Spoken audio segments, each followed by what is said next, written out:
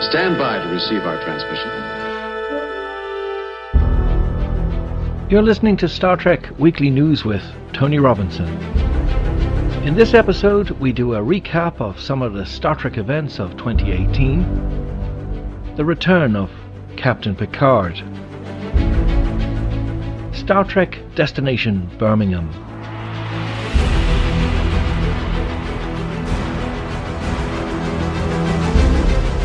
and Discovery Season 1 finale.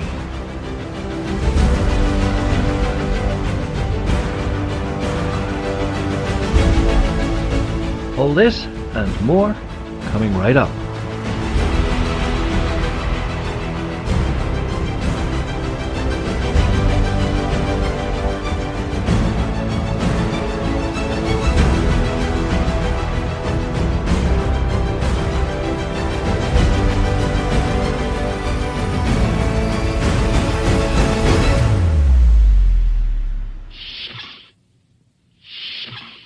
One of the most exciting pieces of news during 2018 was Patrick Stewart announcing his return as Captain Jean-Luc Picard. Interesting because the fans went crazy, but Matt Miller, reporting for Esquire magazine in August, had a different type of a spin on it. Was it for Star Trek fans? Was it for CBS? Was it for television in general? Because during the year, we've had a lot of reboots of different programs from our past. Matt went on to say, "We live in an era of reboots. It's like living in a bizarro rerun of the 90s and early 2000s. Just within the last year alone, we've seen reboots of Lost in Space, Little Women, Magnum P.I., Mystery Science Theater, Twin Peaks, lots of new shows or old shows, and it's exhausting. Especially when this trend also includes the questionable revival of Roseanne and Last Man Standing. This makes sense, though, because the studios know they can cash in on something comfortable, something familiar, and in the case of the last two, something that even appeals to whatever is going through the minds of America's far right. It's easy to look at the fall TV lineup and feel a sense of existential dread. But this weekend, i.e. August 6, 2018, marked some rare good news for the reboot field. Patrick Stewart is returning to the Star Trek franchise to play Jean-Luc Picard.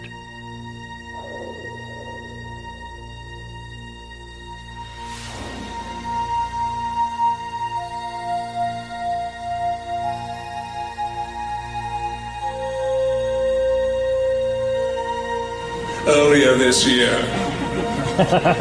an email arrived, and there was an offer, interesting and charming,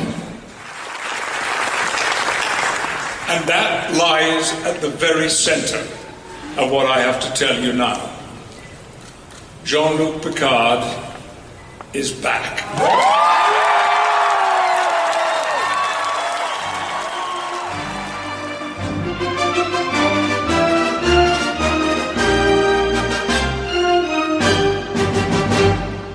Stewart made the announcement at the Las Vegas Star Trek convention, where he surprised fans with the news that he'd be starring in a new series that tells the story of Picard's life after Next Generation.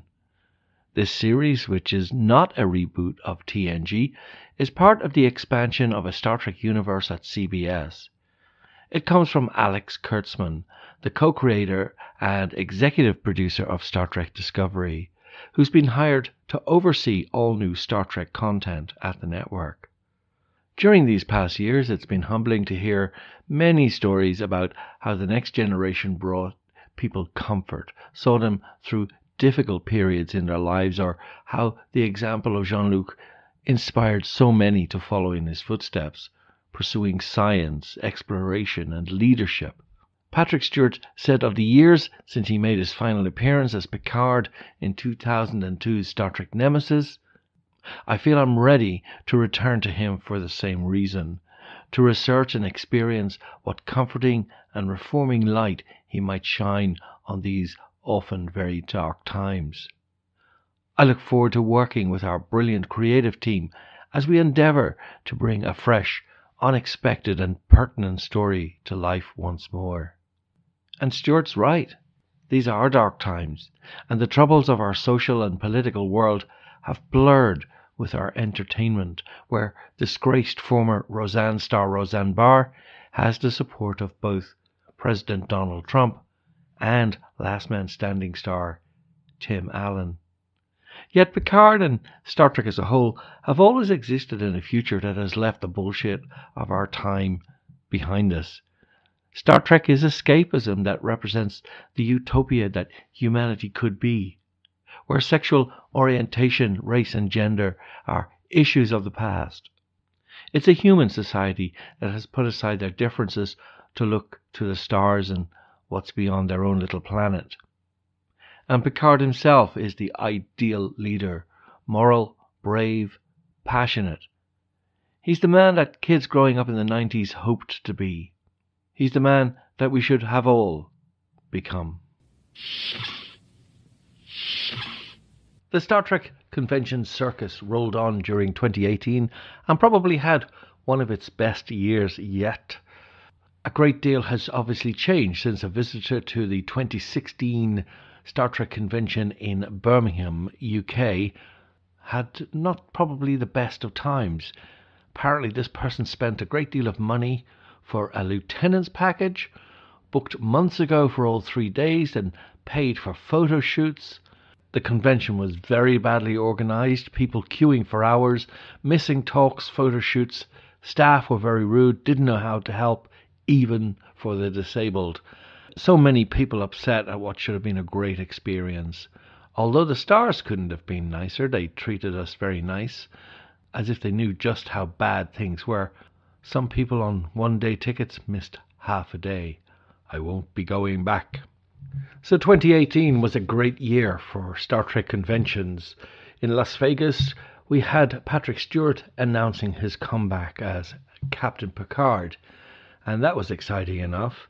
In the UK, the Destination Star Trek convention was at the National Exhibition Centre in Birmingham, and that was particularly remarkable in itself because it premiered the Star Trek Deep Space Nine long-awaited documentary, What We Left Behind. More about that in a moment. My good friend Tony Black wrote a report for setthetape.com, and he had this to say.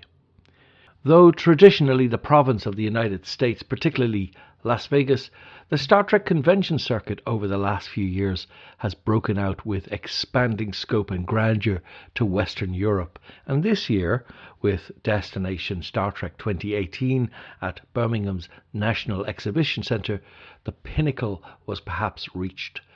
Billed as the world's biggest Star Trek convention, DST didn't disappoint.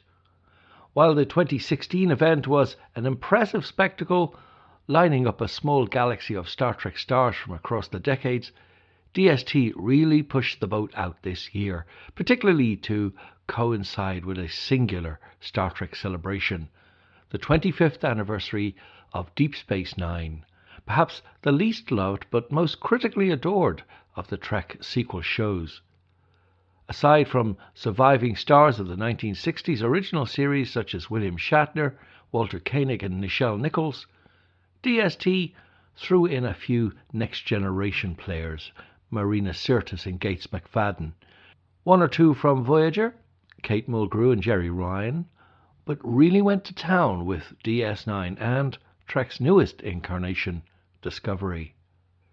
DST managed to assemble almost all of the major players from Deep Space Nine, with the notable exception of leading man Avery Brooks, who by all accounts has said all he intends to say on the franchise.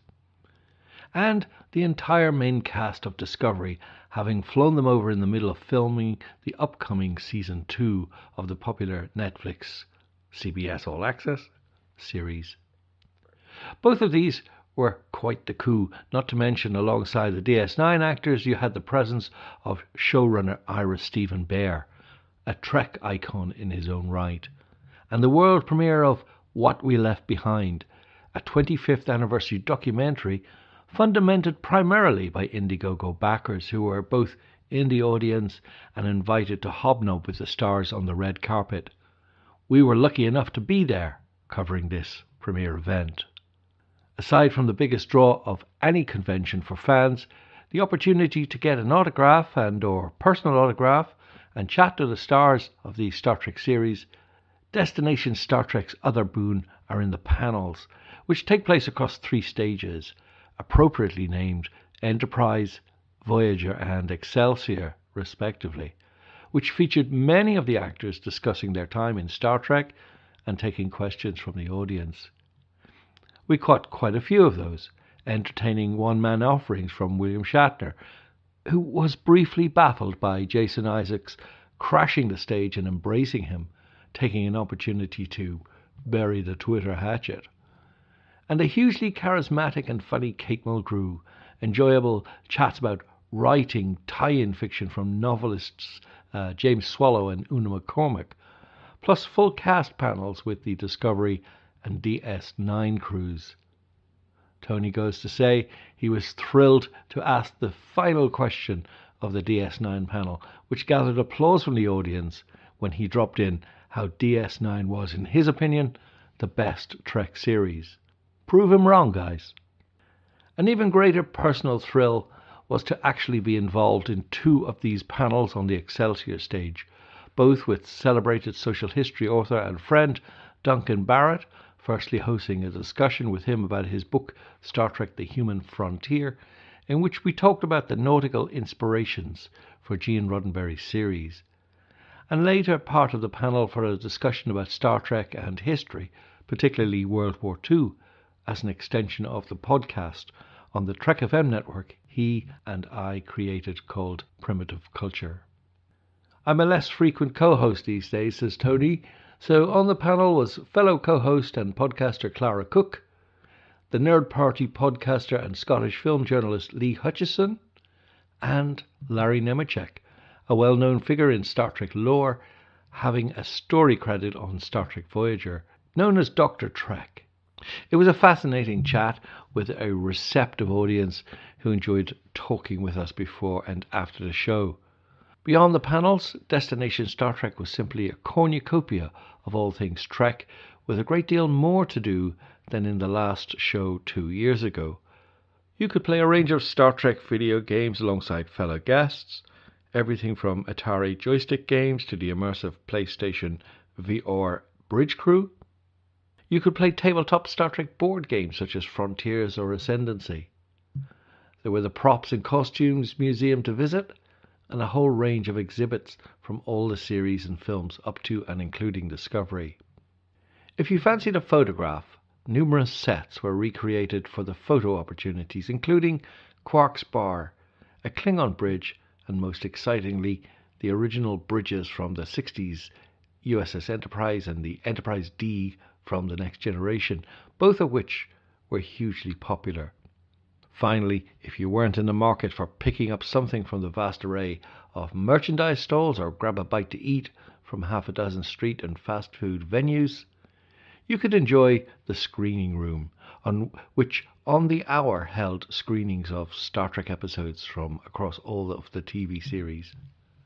In short, Destination Star Trek always had something for fans to do, whether that's queuing for hours to speak to every star on the roster, buy a ton of Star Trek paraphernalia, play games, or listen to informative panels. You could fill up the 3 days quite easily with a range of activities before adjourning to the nearby Hilton Metropole Hotel for, on the Friday and Saturday nights, Star Trek-themed parties for you to dance the night away, dressed as Starfleet or the galaxy's finest. Personally, given I had a bunch of friends, old and new, I just chilled at the bar and admired the cosplay at work from devoted Trekkies who really go to town for conventions such as this. It felt a bit like Starfleet Academy on shore leave at one point. A resounding success on numerous levels, from the scope, the litany of guests, activities on offer, and sheer organisation of an event literally twice as big as the last one. Destination Star Trek cemented itself